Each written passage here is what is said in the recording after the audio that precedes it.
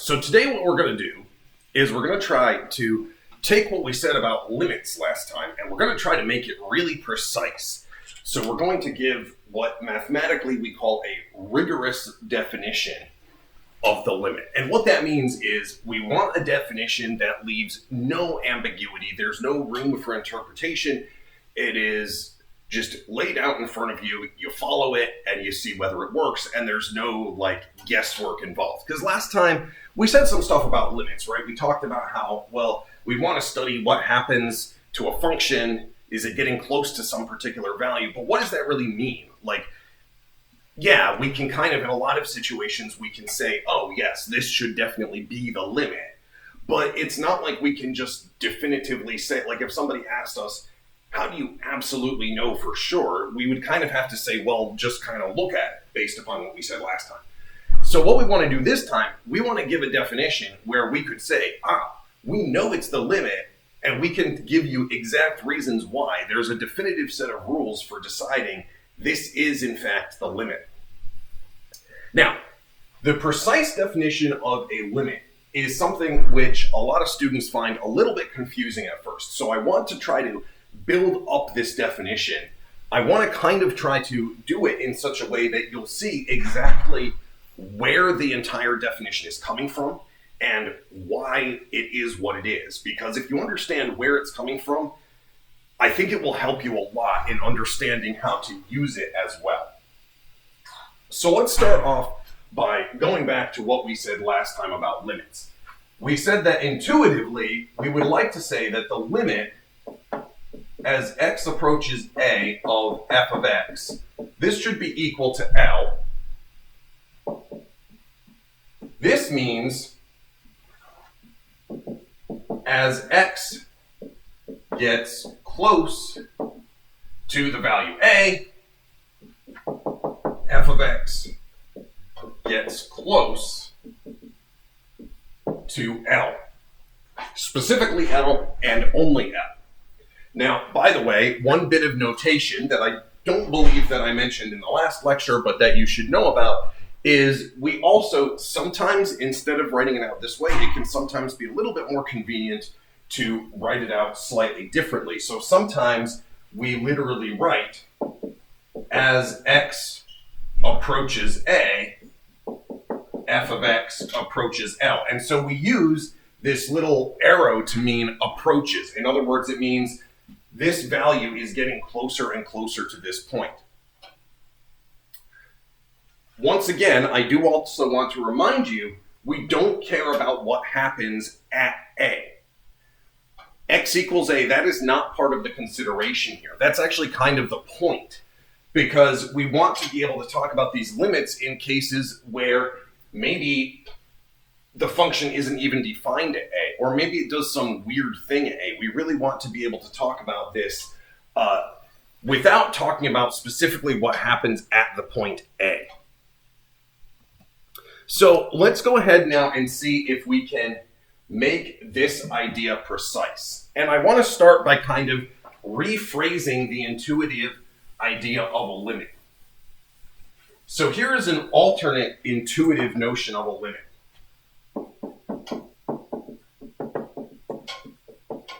So intuitively, what we could say about a limit is this. If, as I get close to a, my function gets close to L, one other way of thinking about this is that we can guarantee f of x is close to L by making x close to a. In other words, if I want to ensure that my function is pretty close to the value of L, I can do that by just making sure that my input variable, my x value, is pretty close to a.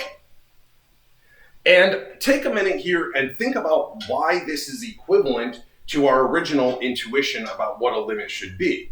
Because the thing is, if f gets close to L as x gets close to a, well, one of the things that means is if I want to make sure that my function is close to L, I can do that by making sure that my value, my input variable is close to A. And similarly, if this is true, if I can make sure that anytime X is reasonably close to A, F is reasonably close to L, well, that must mean that F is getting closer and closer to L. So this is really equivalent to our original idea of what a limit would be. And there is a nice graphical way of sort of seeing what is going on here. So let me see if I can make a little picture that will help illustrate what's happening here. So let's suppose that this is the point A. I mean, A could be anywhere, but I'm just going to put it there for the moment. And let's suppose that this is my value L. And I want to talk about what this means. Well, what this particular thing means is being close to L would mean sitting inside of some kind of a horizontal strip on either side of L, right? So anytime that the function is in between these lines, we can kind of say it's close to L. We'll talk about what that precisely means in a moment.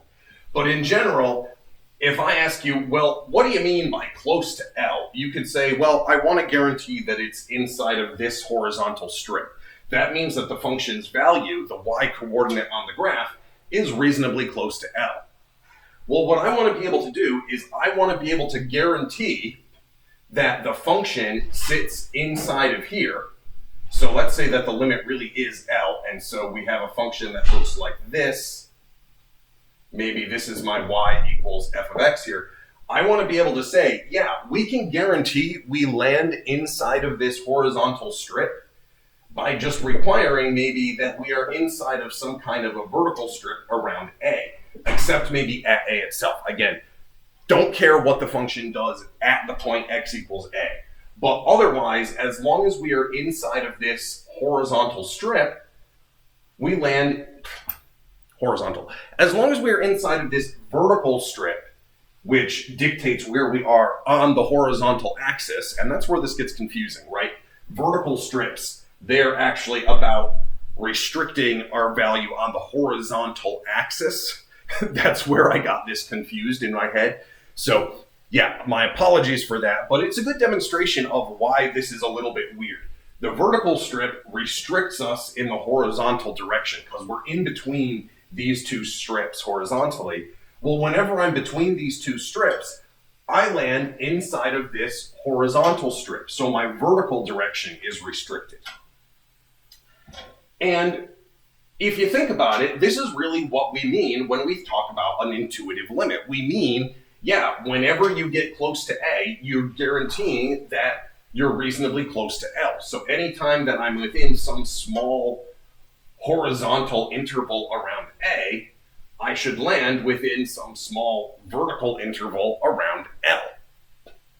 Now, once again, I want you to take a minute and think about this, because it might not hurt to go back and rewatch this again a time or two, just to sort of make sure that you really see what's going on here in terms of why this is the same as what we said the first time. Now, I admit, this is a little clunky compared to our original intuitive definition, but there's a good reason why I want to phrase it this way. And that is because it's a relatively straightforward jump from this intuitive notion to the precise definition. And let's explain how you get there. What do we mean by close to L? Well, what we mean by close to L is within a reasonably small distance here. So let's give a name to that distance. Let's suppose that this strip is equally spaced on either side of L, so that this is the line y equals L plus epsilon, and this is the line y equals L minus epsilon. This little thing that looks like a backwards 3, this is the Greek lowercase letter epsilon. So I don't have a lot of space on this board. It's kind of annoying. This is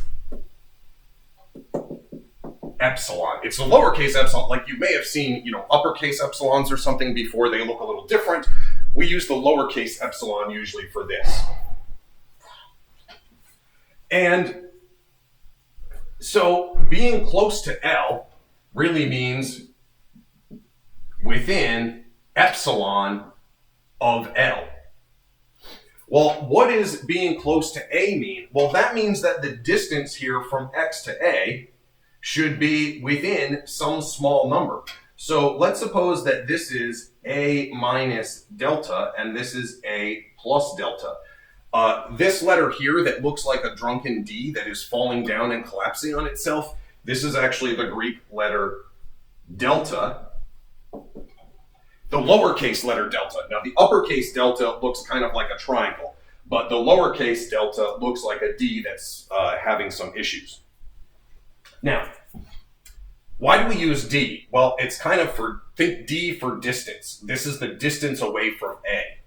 So being close to A means X is, I'm going to have to move this Y down, within delta of A. So what we're really saying is that we can guarantee the function f is within epsilon of the value L by ensuring that our input variable x is within a distance of delta from A. That kind of makes precise what this notion of close is. But we don't want to be able to just say that we can do this for one idea of what close means. We want to be able to say that we can do this no matter how close you want this to be. And that's the other key idea here. So we want to be able to say we can guarantee that f is as close as you would like it to be by simply ensuring that x is sufficiently close to A. So let's write that out again on a clear board so that we've got some space. And that will get us almost to the precise definition of a limit. So we can make f of x as close to L as we want by requiring x to be sufficiently close to A. So, again, it seems like this is maybe a little bit of a clunkier definition, but hopefully you can kind of see, yeah, this really is just what we've been thinking about before.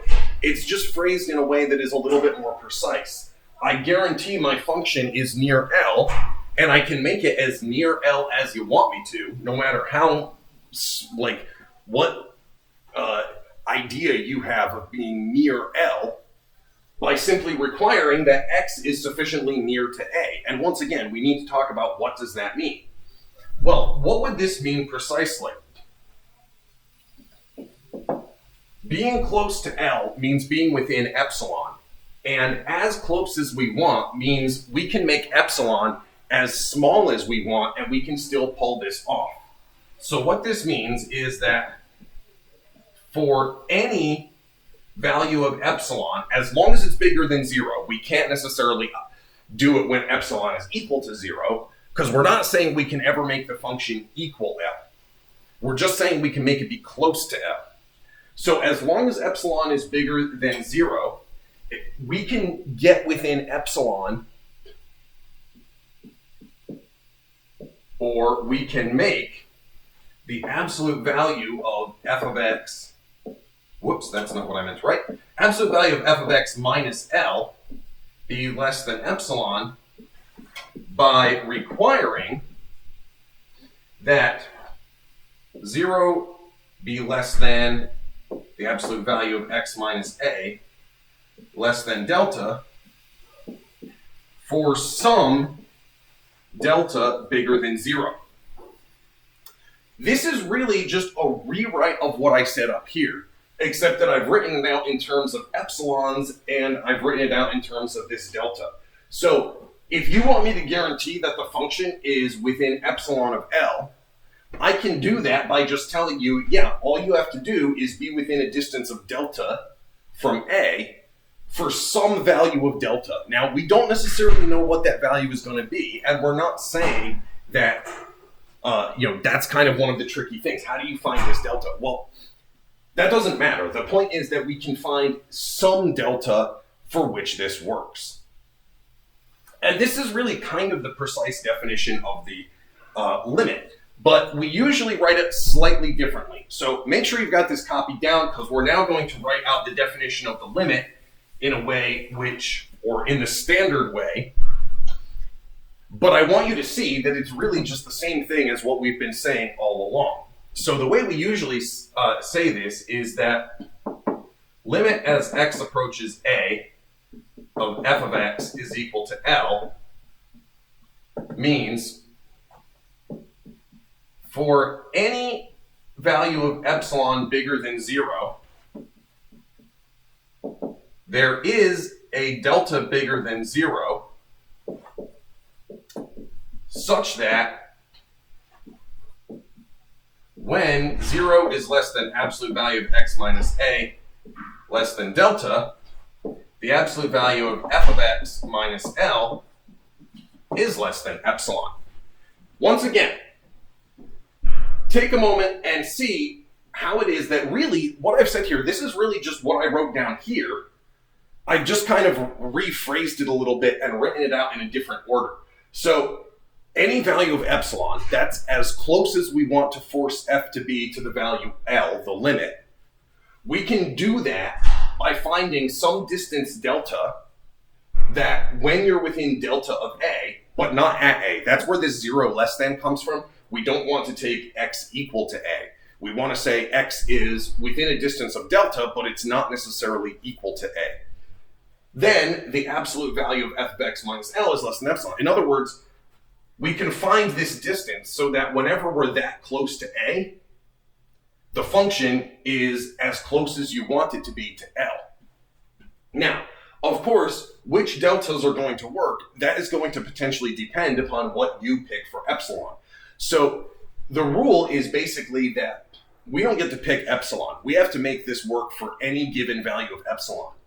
But once you've been given an epsilon, you just have to be able to find a value of delta that works for that epsilon, okay? And what values are going to work will depend on what values of epsilon you have. So there we go. This is the precise definition of a limit. And like I said, it seems confusing. If you literally just wrote this down out of nowhere, it seems kind of weird. But I hope that this little discussion has kind of helped you see, actually, this is really just kind of a beefed up version of our intuitive notion of a limit. It's not something new. It's not something that just got pulled out of the air from nowhere like magic. It really is just people sat around thinking, well, this is what we'd like a limit to represent. How would we give that a very precise idea? Because the fact is, you can now prove that something is a limit by just following this definition. Like, you just have to show for any given epsilon, you can find this delta. Now, let's go ahead and take a look at a few examples of doing this, because I think using this definition is kind of tricky. I want to give you some examples of using it, and then I also kind of want to illustrate why we never, ever, ever, ever want to actually try to use this if we can possibly avoid it. And so we're going to sort of see that. So let's first of all show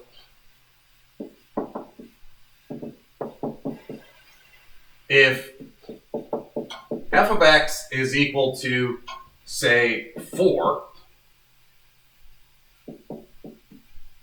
then the limit as x approaches 2 of f of x is equal to 4. Well, in this case, it's fairly easy because all I have to do is I want to say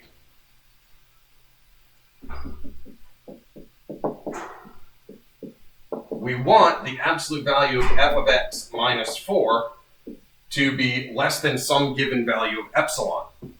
But absolute value of 4 minus 4, this is equal to 0, which is going to be less than epsilon, as long as this epsilon is a bigger number than 0, no matter what. So I can just take delta to be equal to anything, really. I'm going to pick delta equals 1, but the fact is, you could make this work for any delta bigger than 0 in this case. This tells me what delta to take, but that's not actually the answer to my question, or that's not really how we show this. In order to give a proof, we need to logically show, given an epsilon, that this delta works. So there's really 2 steps to doing these kinds of problems. In the first step, we figure out what deltas are going to work. And then we sort of work backwards and we say, here's the actual proof. So now that we know that any delta will work, and I've chosen delta equals 1 here, let's go ahead and do the actual proof. And this is how you start pretty much all of these proofs. Given an epsilon bigger than 0, let delta be equal to whatever it is we found in the previous step. In this case, delta equals 1. When 0 is less than the absolute value of x minus 2, less than delta, which is equal to 1, then the absolute value of 4 minus 4, which is the function minus 4, is equal to 0, which is less than epsilon. And therefore, we're done.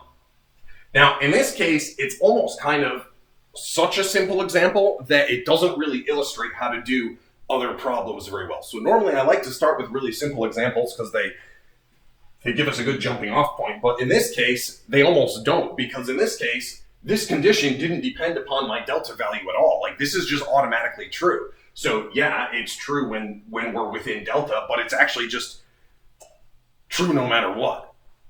Once again, I think I mentioned this before, but when you end a proof, you can either put a little box to indicate the end of the proof, or you can put a QED, which, again, if I didn't mention this before, that's Latin quod erat demonstranum, and it means that which was to be demonstrated.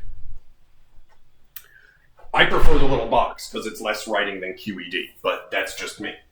Let's take a look at another example here that is more complicated, because this example, I think, is going to sort of illustrate better what we want to do here. So let's suppose that we want to show that the limit as x approaches 1 of the function 2x is equal to 2. Here's what you want to do. We do a preliminary calculation.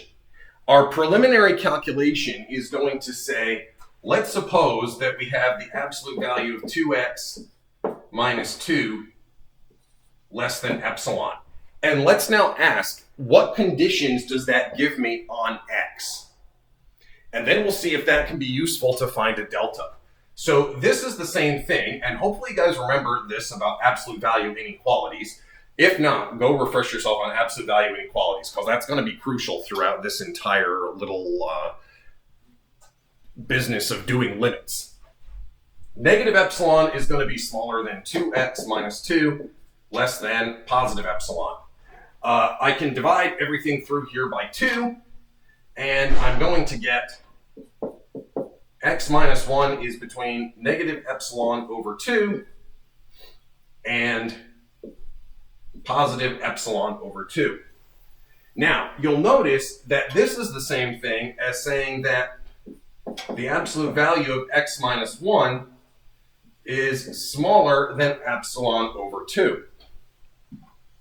Now, here's the thing. I could do this procedure in reverse. And I'm looking for a limit as x approaches 1. So I actually want to get a restriction on absolute value of x minus 1. But that's exactly what I found here, isn't it? That really is what we were looking for. So what I can now say is take delta to be equal to epsilon over 2.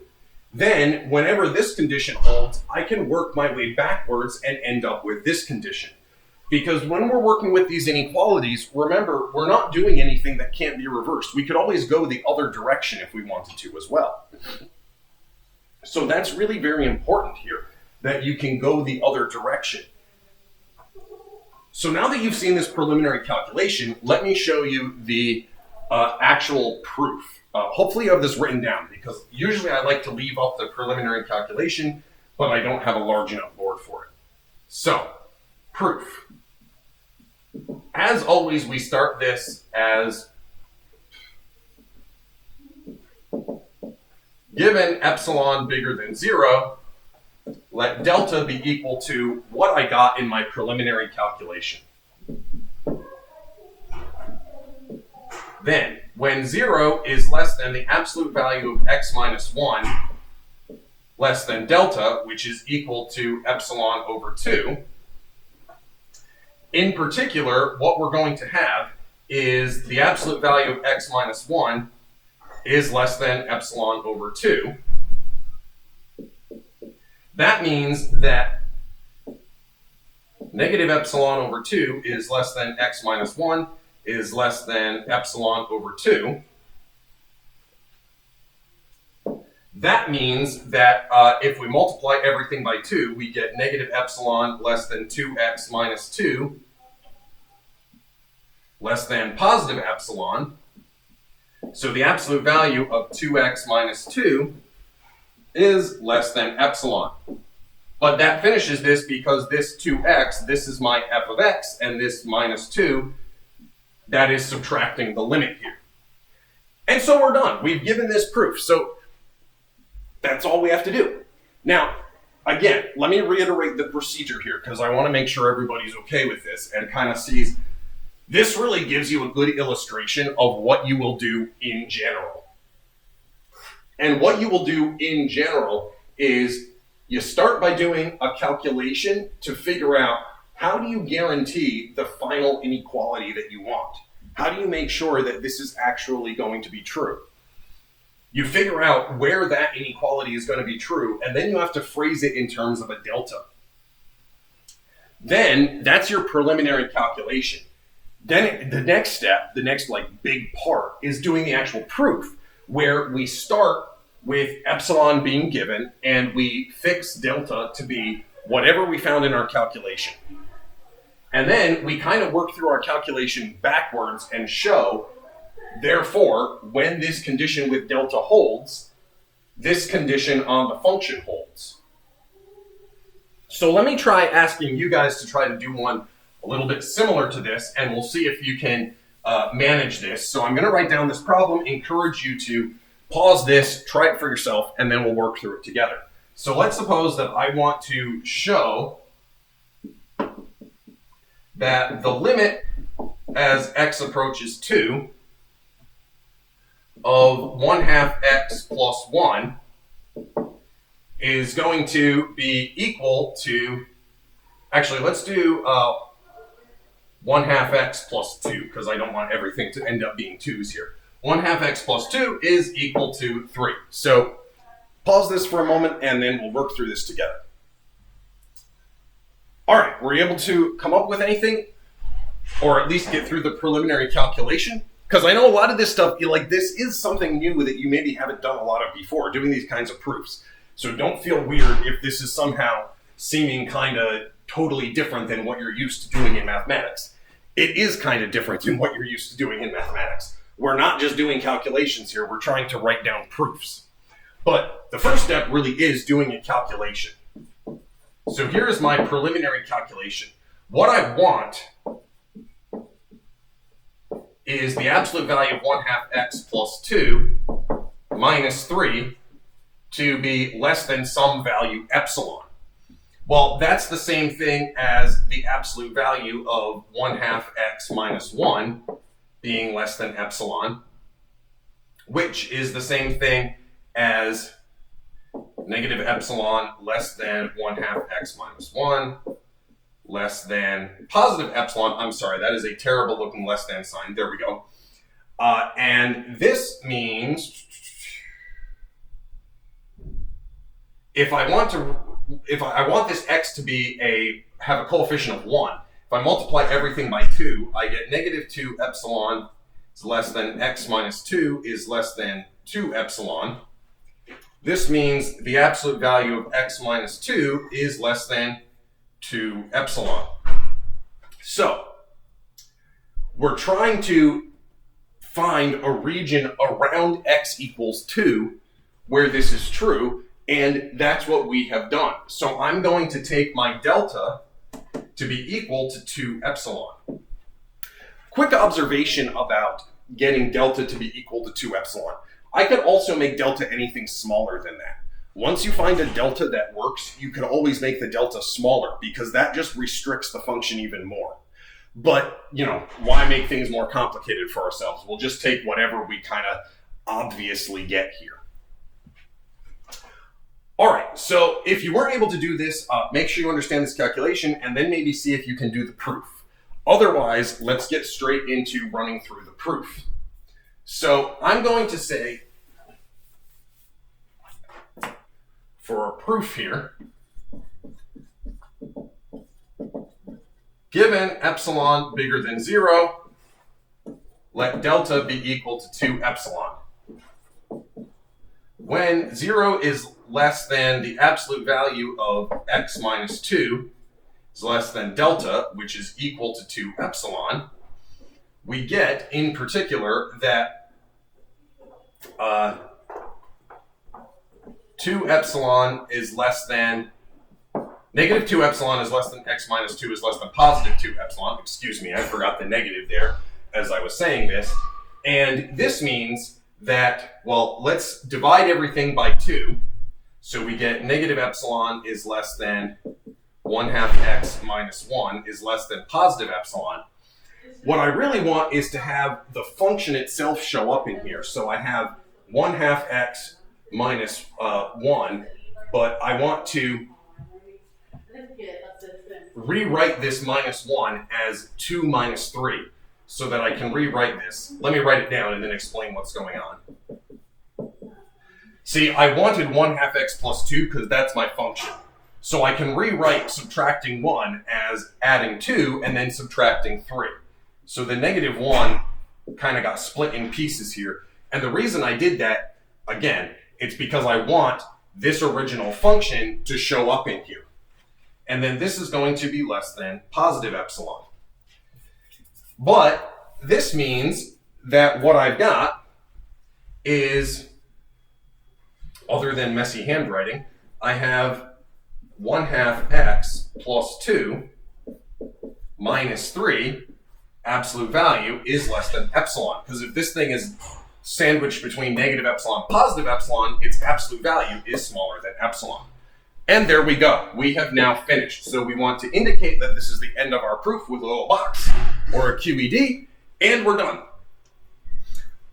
Okay, so hopefully you guys were able to sort of work through that kind of thing. Now, this is the kind of thing that as you practice it, it gets easier. I know it seems very tricky and different at first, but it really does get easier, I promise.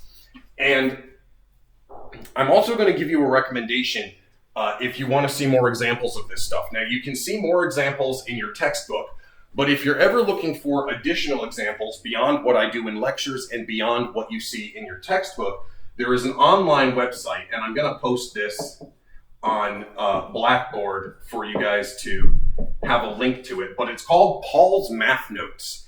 And this guy, Paul, I don't really know who he is, except he's a professor who has put up copious quantities of notes for everything running from pre-calculus through calculus 2, or maybe calculus 3, I don't remember. But the point is, he has a bunch of stuff on Calc 1. These are really detailed notes. They're really great as an extra resource for you beyond just your textbook and what I do in my lectures. One of the nice things for me is they're written down, and in a lot of ways, I kind of like having something written that I can read at my own pace and not have to worry about how fast a lecture is moving or something. So even without the link, just do a search for this, throw it into DuckDuckGo or whatever, and you'll be able to easily find it. Comes up right away, and you just look for whatever topic you're looking at, and you'll find lots of great examples in there. I even occasionally go to his website to find examples that I use in class if I'm trying to say, like, oh, I need an example that does something very specific. If I don't have one that comes to mind myself, then I sometimes use his website as a way to get inspiration for lectures and things. So, but normally I try not to use too many of his examples because I want you guys to be able to read them if you want on your own and see something new. Okay, so let's take a look now at one more example here, and this time we're going to do one that is a little bit more complicated. So this time we are going to show that the limit as x approaches -2 of x squared is equal to +4. Okay, so how do we do this? Well, we want the absolute value of x squared minus 4 to be less than epsilon. This is what I want for my preliminary calculation. So now I'm going to actually do that calculation and figure out how to get these conditions. And this is where things are going to get trickier than they were before. And you're going to see why it is that we do not want to mess around with this definition any longer than we have to. You probably already have that feeling. You probably already don't want to mess around with this definition more than you have to. But if you're feeling like, oh, I don't see what the big deal is so far, this example is going to show you why this definition is really a pain to work with. And it is. I mean, I'm not going to beat around the bush here. It is annoying to work with the definition of a limit directly. It's important to be able to do it, but we need this precise definition. We are going to, as quickly as we possibly can, figure out how to never reference it directly. And this is why, because this example is going to require us to do some really funky stuff with our deltas. Okay, so what are we going to do here? Well, we want to say that negative epsilon is less than x squared minus 4 is less than positive epsilon. And this should mean that negative epsilon is less than, or how do I want to write this? Negative epsilon plus 4 is less than x squared is less than, why am I suddenly confusing myself? Epsilon plus 4. Okay, now here is what is weird. What this means is, because we're dealing with a square, that screws up everything. That's one of our problems. Another thing that this means is, well, it means that we're not going to just get a nice delta that just pops out at us. We're going to have to think about what the delta is. And let me explain why this is true. In order to make sure that this is true, we need either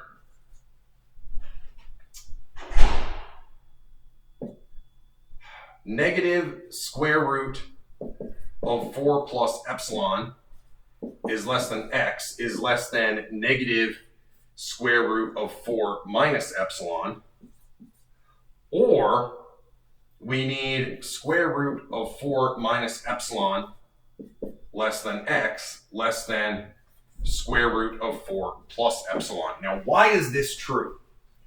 Well, because there's two possibilities here. X could be a negative number that squares to be between these two things, in which case the absolute value of x needs to be sandwiched somewhere between square root 4 minus epsilon and square root of 4 plus epsilon. Yes, there we go. That's probably the easiest way to explain it. We need the absolute value to be between these numbers, and there's two ways that can happen. It could be negative or it could be positive. Now, this is where we need to start making a choice here. Which of these are we interested in? Well, we're interested in what happens as x is getting close to -2. That is going to be around here. So, in terms of a number line, what we're trying to do here is -2 is in here, and then we have negative square root of 4 plus epsilon, and then we have negative square root of 4 minus epsilon plunked in here as well. As long as we are in between these two numbers, our x will be close enough to -2. Sorry, that should be -2, not +2. As long as we are sandwiched in between these two numbers, we will be close enough to -2 that when we square and subtract 4, we're less than epsilon. But the problem is we need an actual delta here. So what we're going to do is we're going to just take these two distances and we're going to take our delta to be the smaller of these two distances. We can actually figure out which one the smaller of the distances is going to be. It's going to be this one. But it's not necessarily obvious. And so we can just take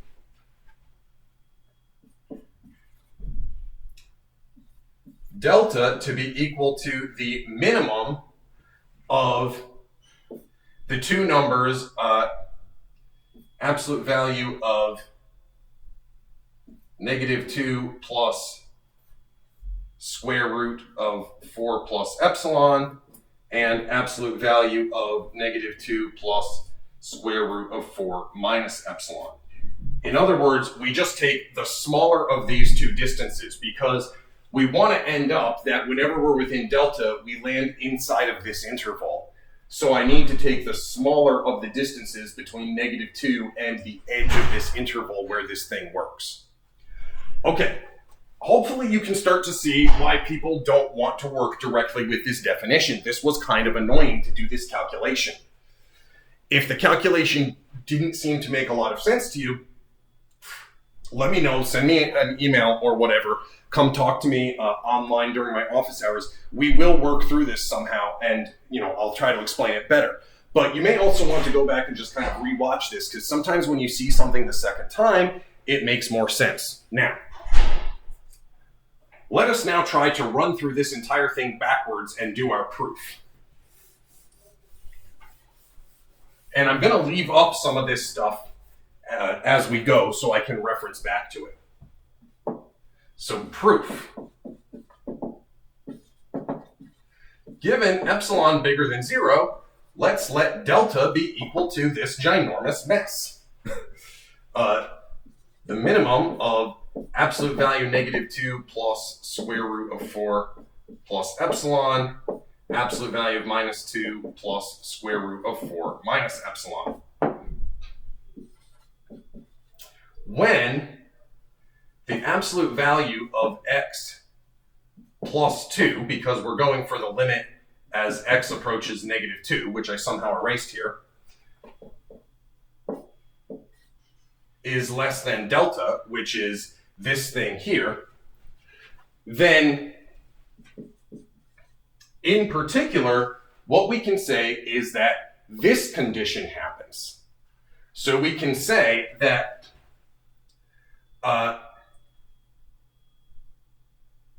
negative square root 4 plus epsilon is going to be less than x is less than negative square root of 4 minus epsilon. And we can do that because that's how we constructed delta. We constructed delta to make sure that our x value would land in between these two numbers. But this means, and now I'm going to actually erase this so I can continue writing down this proof. This means that 4 plus epsilon is less than x squared is, actually we need to flip these around because we're squaring negatives. My apologies. Remember, when you multiply negatives, it flips the inequality. So 4 plus epsilon is bigger than x squared is bigger than 4 minus epsilon. And this is the same thing as saying that negative epsilon is less than x squared minus 4 is less than positive epsilon.